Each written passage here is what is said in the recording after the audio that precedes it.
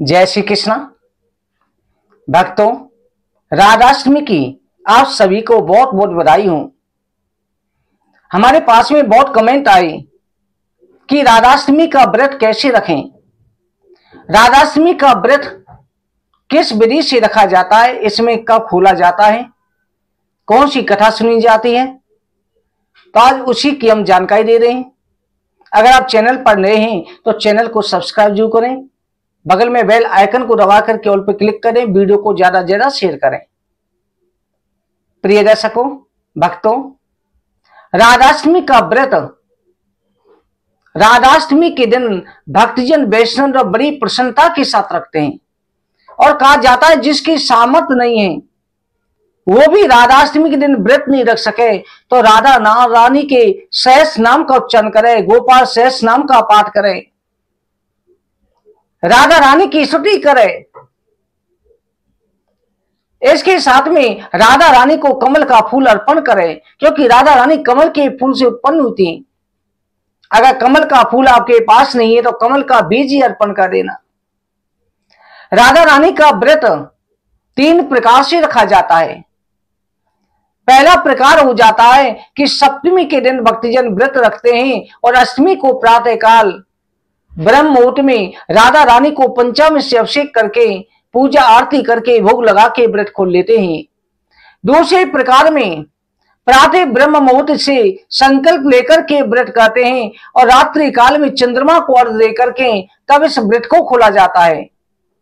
तीसरी विधि में सुबह से व्रत रखते हैं और दोपहर को 12 बजे पर राधा रानी के जन्मोत्सव के बाद राधा रानी के अभिषेक का पंचामृत लेकर के तब व्रत को खोल लेते हैं। राधा रानी के व्रत में जो ब्रह्म मुहूर्त से रखा जाता है, पूरे दिन का रख रहे हो चाहे 12 बजे तक का, दिन के 12 बजे तक निर्जला व्रत रखना चाहिए। उसके बाद में आप फलाहार कर सकते हैं। अगर ये रात्रि काल तक का रखा है आपने तो 12 बजे के बाद राधा रानी को पंचामृत से अभिषेक करा करके भोग लगा करके आरती करके फिर प्रसाद ग्रहण करके तब फलाहार कर सकते हैं और रात को चंद्रमा को दे करके खोल सकते हैं। कई भक्तजन दोपहर को 12 बजे ही भोजन कर लेंगे, प्रसाद के बाद में भोजन ग्रहण कर लेते हैं, राधा रानी को भोग लगा ग्रहण कर लेते हैं, पर 12 बजे तक निर्जला रखा जाता है। इस बात का आप ध्यान रखें। इसके साथ में ब्रह्म मुहूर्त में प्रातः जगना चाहिए, सूर्योदय से 1.5 घंटे पहले जग जाना चाहिए।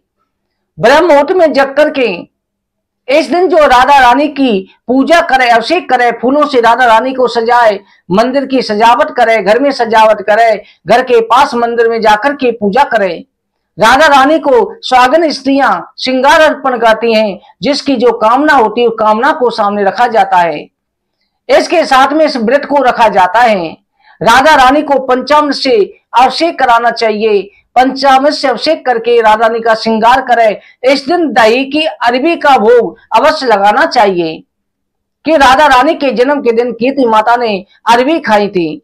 जैसे भगवान कृष्ण के जन्मोत्सव के दिन माता यशोदा ने खीरा खाया था तो खीरे का भोग उस दिन अवश्य लगाया जाता है। और इसके साथ में जैसे भादो कृष्ण पक्ष अष्टमी बुधवार रोहिणी नक्षत्र रात्रि के 12 बजे भगवान कृष्ण का जन्मोत्सव हुआ था, प्रकट हुए थे, उसी प्रकार से भादो शुक्ल पक्ष अष्टमी के दिन के 12 बजे सोमवार के दिन राधा रानी प्रकट हुई थी। राधा रानी की इस प्रकार इस विधि से, साधारण विधि से आप व्रत रख सकते हैं। राधा रानी की कथा इस प्रकार है कि गोलोक धाम में राधा रानी श्याम सुंदर के साथ रहती हैं। श्याम सुंदर से बहुत प्रेम करती हैं। राधा कृष्ण दोनों आदमी शक्ति हैं, एक तत्व 2 शरीर धारण किए हुए हैं। उन्हीं से कहते हैं उपजे जा से अंश गुण खानी कोटने उमा रमा ब्रह्माणी, जिसके एक अंश से करोड़ों पार्वती लक्ष्मी सरस्वती का सृजन हो जाता है, ऐसी राधा रानी है। राधा रानी विराजमान है। आज भगवान श्री कृष्ण ब्रजा सखी के यहां पर चले जाते हैं। राधा रानी को पता चला, राधा रानी को मान का संचार हो गया, राधा रानी गुस्सा हो गई। ये केवल एक लीला थी। भगवान श्री कृष्ण राधा रानी के सुकोमल चरण अपने हाथों में लेकर के सहलाते हैं, राधा रानी को मनाते हैं। राधा रानी मान जाती हैं। उसी समय श्री रामा नाम का भगवान का सखा गोलोक धाम में जो रहता है वो कुछ ऐसे ही वचन कह देता है, राधा रानी को क्रोध आ जाता है।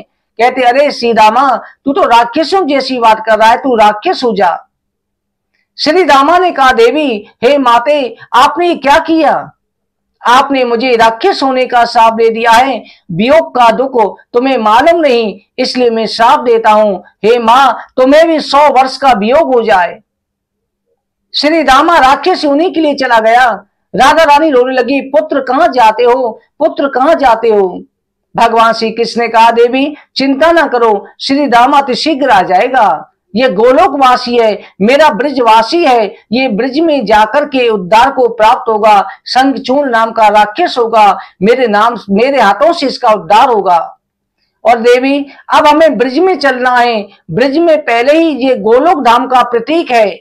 वहां वृंदावन में सारी प्रकृति से अलग हमारी सुख सुविधाएं सभी देवी देवता पहले पहुंच चुके हैं, हमारी प्रतीक्षा कर रहे हैं। 100 वर्ष तक आपके वियोग का श्राप है, और चिंता न करो, प्रत्येक अमावस्या को मैं ब्रिज में आकर के तुमसे मिला करूंगा।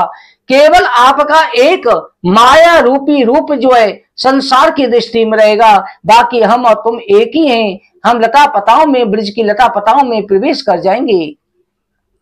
भगवान श्री कृष्ण ने वसुदेव देव की माता के यहाँ पर अवतार लिया, नंद बाबा के यहाँ पर पालन पोषण हुआ। राधा रानी ने वृषभान जी के यहाँ पर जाकर के जन्म ग्रहण किया।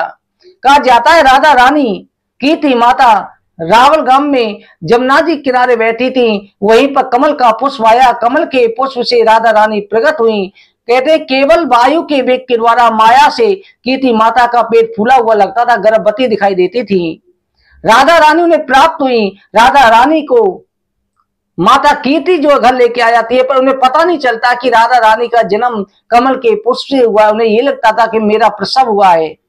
इधर देवर्षि नारद जी ने सोचा कि भगवान श्री कृष्ण का अवतार हो चुका है, राधा रानी भी कहीं ना कहीं प्रकट हुई होंगी।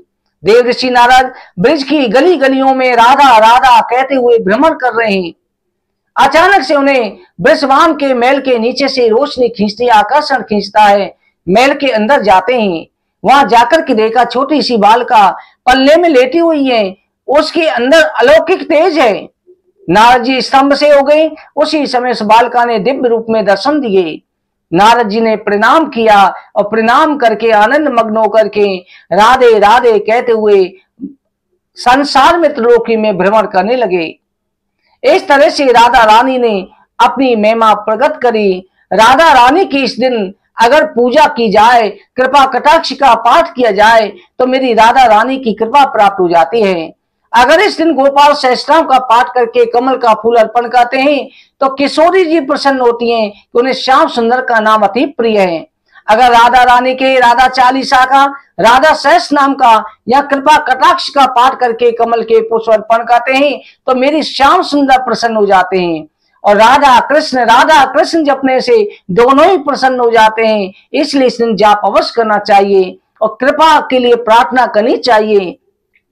मुनिंद वृंद वृंद ते लोक शोक हारिणी, प्रसन्न वक्र पंकजे निकुंज वो विलासिनी, ब्रजेन भान नंदिनी ब्रजेन सून संगते, कदा करे माम कृपा कटाक्ष वाजिनम। हे देवी, आप त्रिलोक स्वामिनी है, मेरे ऊपर कृपा करो, कृपा करो, कृपा करो। राधा रानी की कृपा दृष्टि आप सबके ऊपर बनी रहे। बोलो वृंदावन बिहारी लाल की जय। जय जय श्री राधे, जय जय श्री राधे, जय जय श्री राधे।